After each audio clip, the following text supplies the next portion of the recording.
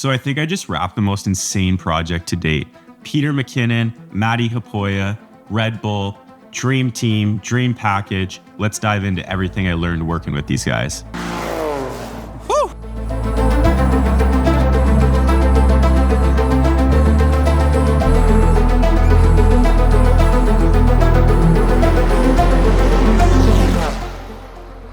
Couple little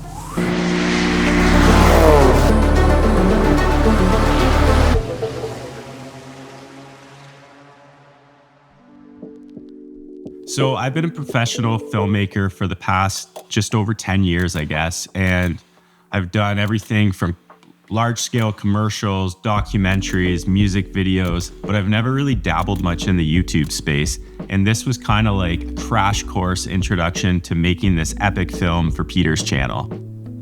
So Matti hit me up about this project and was like, hey, do you want to tag along with me and Peter to shoot a crazy solar eclipse video for Red Bull?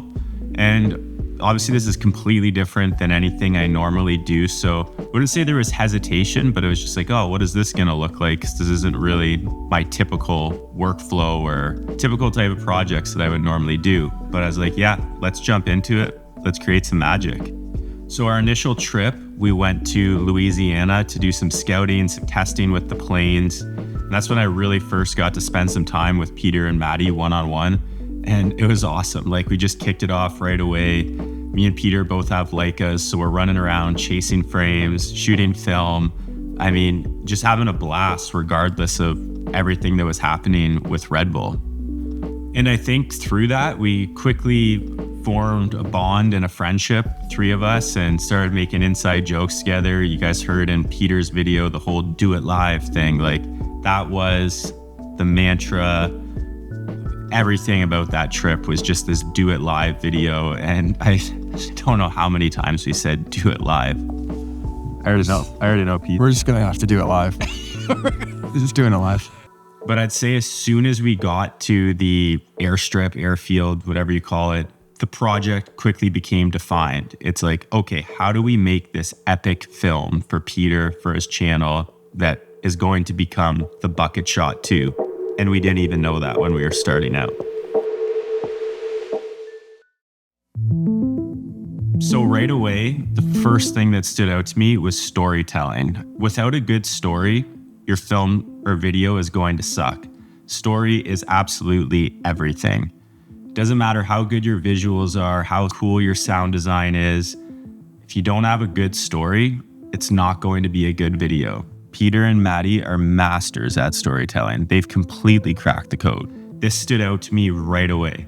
These guys are just so good at storytelling and thinking of things in the moment, seeing the project come to be, being so aware of what is vital for the story, adding in little sound bits, knowing exactly what to do and say all the time. All right, weeks of practice, different states, travel, international travel, bunch of different sessions, planes up, planes down, all to figure out the exact position. I haven't even turned my camera on yet because I'm gonna do it live. And going along with their storytelling capabilities is they're just so authentic. The guys you see on your screens at home, that's exactly who they are in real life. They're not putting on a show. They're being themselves, they're being authentic, and that goes such a long way as well with storytelling. It was such a cool new way to experience storytelling because I hadn't really experienced the way that people tell stories on YouTube, and it's so unique, so captivating, and to be the best, you have to be so good at it.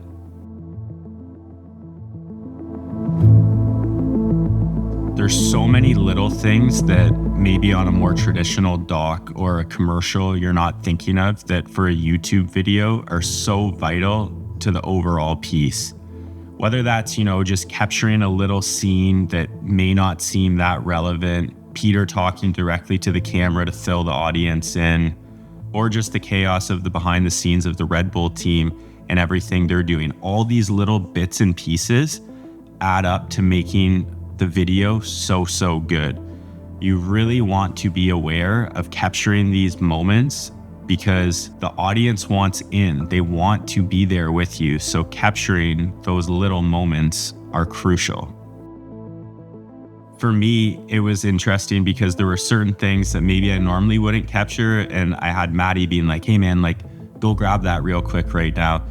And that really started rewiring my brain on how I approach my storytelling, doing it in a way that I'd never really done before. And lastly, when you're doing projects like this, or really any type of documentary project in general, you're just not going to get the right lighting all the time. A lot of times it's just natural light. I mean, this whole project was natural light. We didn't have any lights with us. So it's really leaning into that, finding ways to shoot it cinematically and beautifully, but also catering to the story. Doesn't always have to be the perfect shot. It's just about getting those crucial moments that are so important for the overall story. This has probably been a theme for myself that I've been grappling with since I started filmmaking over 10 years ago. My whole career started because of YouTube. Casey Neistat, one of his first videos, the Nike video where him and Max Joseph travel the world, completely inspired me to get a camera and start shooting things. The rest is kind of history from there. I started out small, started climbing into the commercial world, directing commercials. I had an agent.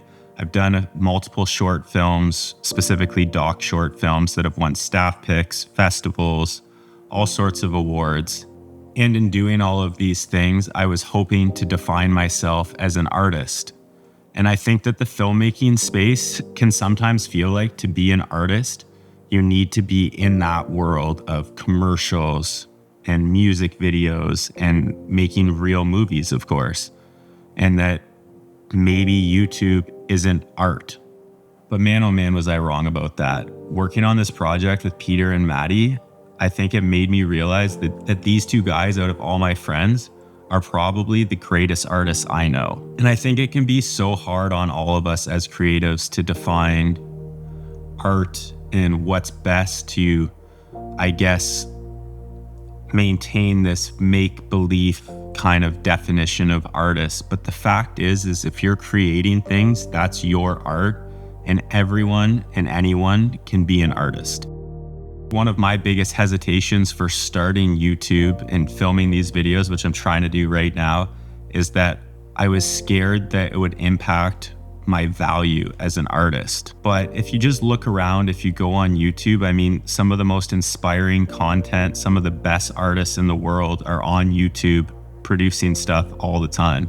I think if anything, maybe doing YouTube only makes your art richer because you have to constantly create things mostly by yourself, and you're stuck in your head and you're trying to push boundaries, push limits to make exciting films for other people to watch and enjoy and learn. So really, artistry is everywhere. And specifically in the film world, I think it's really sad that we have these boundaries, make-believe boundaries of you can't be an artist and be on YouTube, because I think if more of us would take the leap to creating YouTube videos, the community would grow so much more because there's so many incredible artists there that aren't sharing their insights.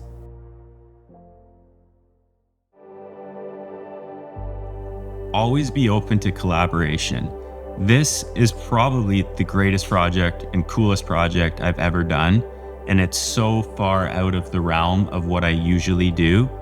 And it's all because I was willing and excited to collaborate with Matti and Peter on this project. Don't ever not do a project because you feel like it doesn't fit your vibe or style or path. Any type of project, big or small, the more collaborators, the more people you can work with, the better. You're going to learn from each other on every project, and you can only get so far by yourself. Even when I first started out, I was shooting little commercials just by myself.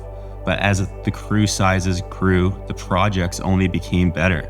It's difficult letting go of control of certain aspects, but collaboration is everything. And I think even when you watch The Bucket Shot, you'll see the power of collaboration and how strong the film turned out. So I guess what I'm trying to say is just say yes, do that project with whoever's asking you to do something. You don't know how good it could turn out. You don't know what you might learn, and always be excited to collaborate with someone else.